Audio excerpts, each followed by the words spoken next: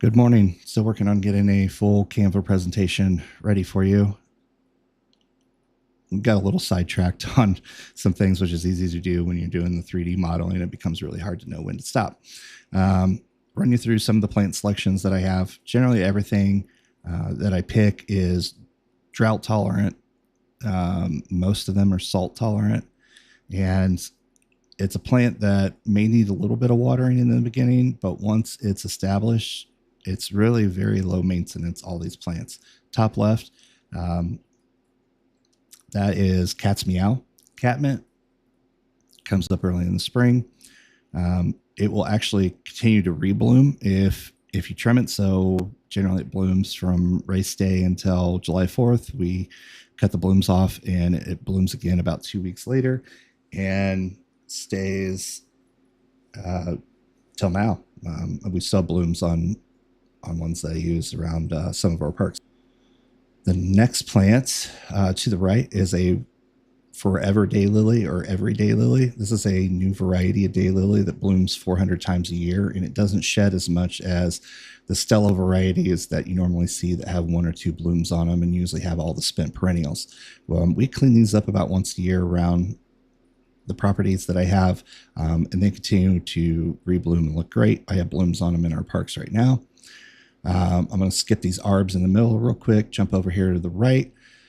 Carl Forster grasses, upright grass. I call it a 10-month plant because it comes up in the early spring. Generally by July 4th, it has fully grown to the size that's shown in that image, and it stays throughout the year. Generally, we do not cut these down until spring cleanup because they're clean and they'll stay up. So definitely adds some texture during the winter too, which is another thing that I think about when I'm doing plants here. So moving around, right below that is variegated liriope. Has little purple flowers on it. You don't really have to trim those off. They will continue to rebloom without trimming them off, but it does give a clean look to trim them off about once a year. But it's a salt tolerant plant. I use it a lot next to sidewalks. And it is also a 10-month plant. We actually leave those up all year. In the winter, they look decent, decent enough during that time of year, but we cut them down in the spring and they are one of the first things to grow back. So they may be an 11-month plant. I don't know. But definitely love to use those. Generally, they're used as a single plant in a row, but you can use them in a massing and they won't spread. There are other varieties of this same plant that will spread. Right here in the middle, I'm showing some arborvitaes. So arborvitaes are awesome to use. I like to use them instead of boxwoods because of the blight. I've used them so much that my local suppliers are very low in stock and I'm having trouble getting them. So I'm having to order them from out of state until they resupply. Looking at this image right here, this shows a lot of different ones, but these guys right here in the front, these are a Danica. And these are full grown, so they're about 2 feet. The ones right behind them are the ones that I'm using quite a bit in this design. These are Hetz arborvitaes. Generally, they get about 3 feet wide and about 3 feet high. They will stay nice and fuzzy like that if you plant them to be spaced. If they do get too big, you can trim them like a boxwood. You can use them as a hedgerow. Lots of different things. The bigger guys back there, those are woodwood arbs, so you can see the 3 different sizes. It's really about choosing the right plant for the right space. There's also some emerald green arborvitaes back here. There's a blue spruce. We won't use those. Limelight Prime.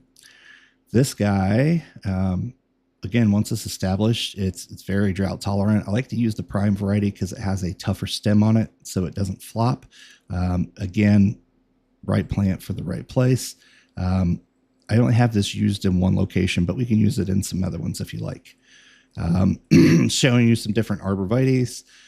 Down here, these are the American Pillar arborvitaes, which is something that I discussed with the Lucas Oil headquarters of using those.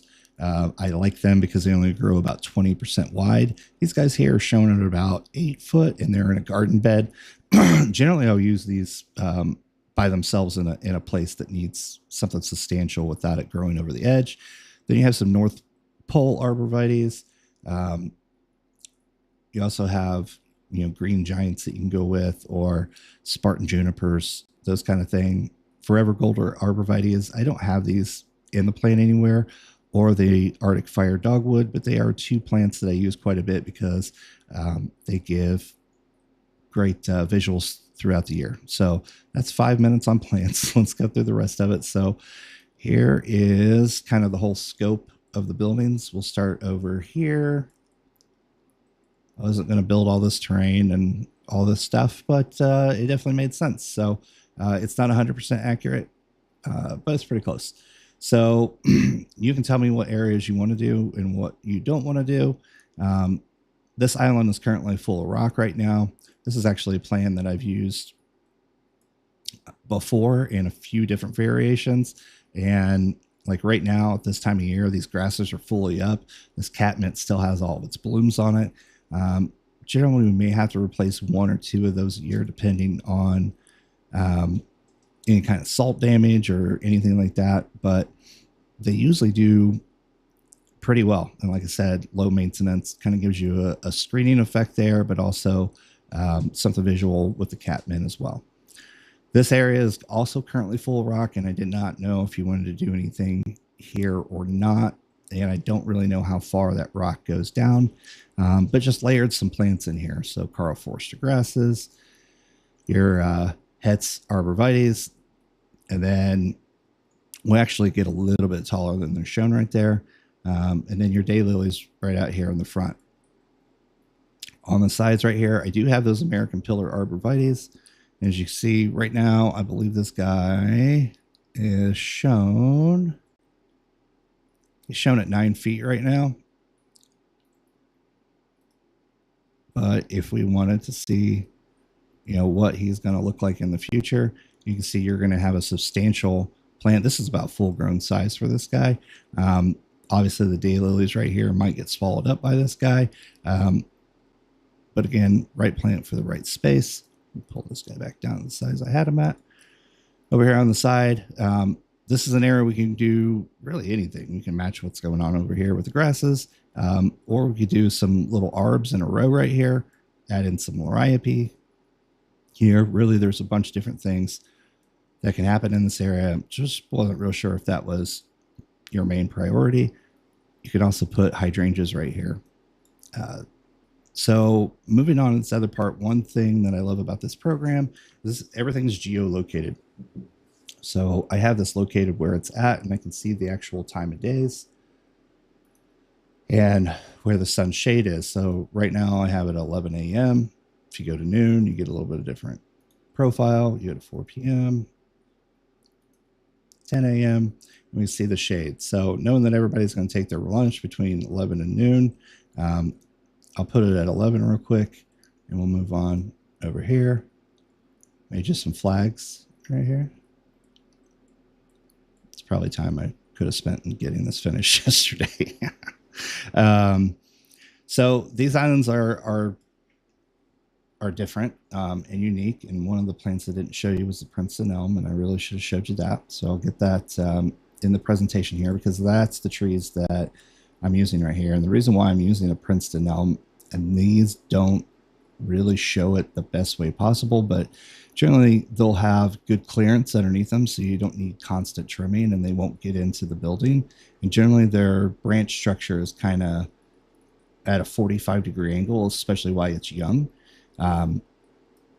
Looking at the shade profile and where people had tables, you were talking about moving this covered area right here. And right now there's a table right there, but I'm kind of looking at where the shade is. And these trees are put in here at 14 foot. And if we get a 2.5 to 3 foot tree, should be, or 2.5 to 3 inch tree, should be pretty close to how these are installed. But will definitely take a couple years for them to fully mature. I did add one over here to give shade to another area or table. There's room to put another one over here if you wanted to. But then I staggered these out throughout. The old plan, looking at like the Google Street View, there were some trees in here. And these are kind of going in the same space, but kind of offset them just a little bit to give the added shade right there. Again, these are trees that this thing is going to go up and over the building before it ever touches the building. So you don't have to worry about the trimming and everything as much there. One thing about having trees, especially having trees in an island like this, is they like to suck nutrients from everything else around them. They'll be the first ones that get all the good stuff. So I always watch how many plants I put around them and what type of plants I put around them. Right here next to the sidewalk, I do have some 3 to 5 inch cobble. It's a really good size for cobble because it leaves a nice clean appearance, which I will give you some photos of. But also, any kind of salt or anything that's going to come off is actually going to drain into the stone and not into the plant material and kill it. Also gives you winter interest in there too, and adds an area where you don't have to have plants. And it's a variegated liriope mixed in around there. I have a couple pockets of daylilies. Then on this side, liriope again, some rock. I have some catmint mixed in here. Kind of don't want to have it right up next to the table because it is a pollinator and it will get bees, but it doesn't get it to the point where I would be worried about anything out here with your employees. I just wouldn't put it right next to a table. The main part of this, then I have some more daylilies back here just for some visual interest. Again, all this can be scaled. So the meat and potatoes of this is this arcing row of Karl Forster grasses and Hetz arborvitaes. So in the wintertime, you can imagine you wouldn't have the perennials. You would actually still have the liriope. You wouldn't have the daylilies, but this pretty much would look like this all year round, except for when you cut the grasses down. And again, this whole plant can be scaled down to just the grasses and the Hetz arborvitae and the trees. This gets some screening a little bit for a table there. I think you probably put another table right next to it. And then a possibility of, I noticed there was like a smoker's pole and stuff out here. That was the one thing that worried me, is removing that covered part of it might make some people not real happy, but maybe there's a chance to reuse it or to put some umbrellas or something over on this side as well. So moving on through this, sorry, taking a lot of time. There's just a lot of information to go through. This mirrors the other side pretty much to a T. So that's nice and symmetrical. Other thing I love about these Karl Forster grasses is when you get some wind down through here, you're going to see, these grasses kind of blowing in the breeze and gives a nice look. I mimicked what I had on the other side, but changed it up a little bit because of how the concrete is right here. Again, this can be scaled up and down. I think even just having the grasses and the arborvitaes there are going to be great. Those arborvitaes, like I said, they're shown a little shorter than what they are. It's the fun of doing 3D models. But they are pretty close to their full grown size. So you can see I have them to where they're kind of barely touching on there. Moving through here, I did a whole bunch of stuff that didn't have anything to do with landscaping, but again, kind of hard to stop once you start. This is another island I wasn't really sure about. I used an American pillar arborvitae here as well. Row of grasses, arb, liriope. Again, we can pick stuff from our palette and put it in here. This side is pretty shaded throughout the day, so it gives us some variety that we can use right here, depending on what you want to have. But again, this can be scaled back to just the grasses and the arbs. And I feel like you would have a nice full bed there that's easy to maintain. All right, I think that's it for this building. So move on right over here. This is where I went off the rails yesterday. You talked about this dude here and how they plant annuals in this. And I was able to see some screenshots of that. Also, kind of the way the letters were laid out. So I actually made some custom letters off of your logo. I marked where the lights were. I marked where the irrigation box is, and the flagpole. I manipulated things around it. So around the outside, again, that variegated liriope, you're going to have the blue flowers that are going to come off of that, but then you're going to have the green and white, and it's something that's going to last almost all year. I would keep that area with mulch. Um, the next area, the background, I would use that 3 to 5 inch cobble. Um, I'll have to look at local suppliers down there to see what I could get, but usually I use a trommel product. That usually is a cleaner product, so it doesn't have any dirt in it. Um, Stone is more expensive in this application, but it's kind of an investment up front. But then you're not worrying about ever having to put annuals in here again. Generally, that liriope should have a 99% success rate once it's installed and will continue to bloom. There's a lot of things that we can do with the letters. I think the cleanest thing would be to get a dyed rock, almost like a Mexican beach pebble, but they make versions of it that are actually dyed jet black. And I would use that here in the middle. So we need a little bit of a border, which generally the guys can create with that 3 to 5. But this would be fun to do. But also, if you're looking for something, that gives you kind of some aerial view, this will definitely do it. So spent way too much time on that, but I felt like it was important because this was a challenge on how to do that. I have some different plants that we can use if we wanted to fill this all in, but this is going to give you something nice and clean. It's going to be very low maintenance. Come through in the springtime, you trim those guys down, and they rebloom real quick. So starting over here, I know you have a couple islands like this guy over here that I haven't messed with yet. I don't know if it's demoed or not. I saw the other building had some demoed plant beds. This one looked like it still had a good amount of plant material in it, though it does need to be revised. And happy to help with that too. Just didn't know if that was something that you were interested in. Got this side all built out, and this is where I'm using the hydrangeas, which actually get a little bit bigger than that. That's my fault. Not much bigger. They're maybe 25% bigger than what those are. And they'll grow kind of throughout the year, but they'll only be real big from about the end of July until now, and then they have the spent blooms on them, but they should never encroach over the sidewalk. And again, I usually don't trim those down until the springtime. And you got your Carl Forster grasses. Add some liriope here on the ends. That's something that can just be sprinkled in areas of the bed that need it. Very easily, we could add another arb down here, or we could continue the grasses. And then I have your reblooming daylilies in there as well.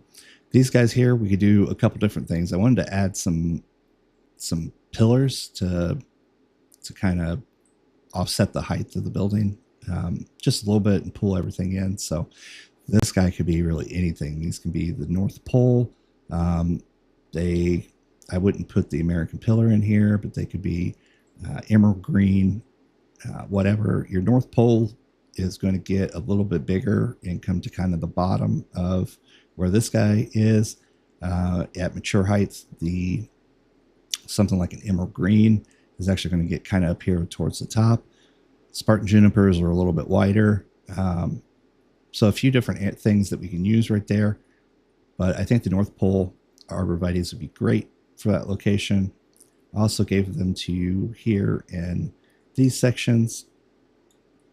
There's a few different things that we could do here, but I think having the pillars next to the door definitely adds some intrigue there. This is mimicked from the other side.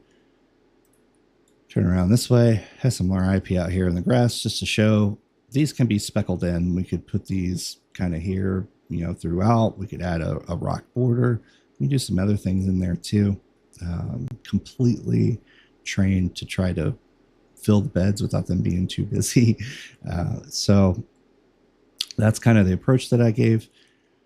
But again, this can all be scaled. You can just do the arborvitaes here and the arbs and the grasses, or you can add in the daylilies. I just wanted to show you some low maintenance options for those areas.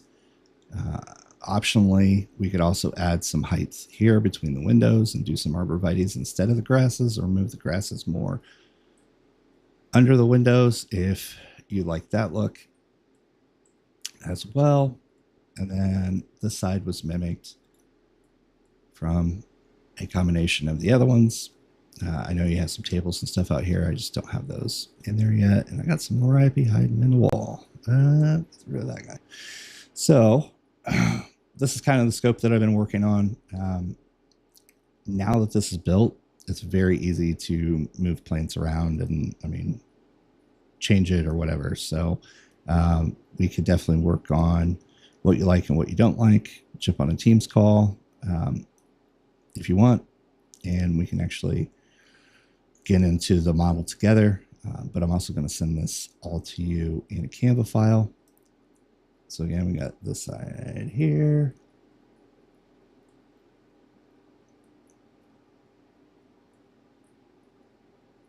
And then we got all these areas over here. So I will send this over to you. Sorry, this is a bit of a long video, but hopefully this gives you some insight into the plan and the process and the thoughts there.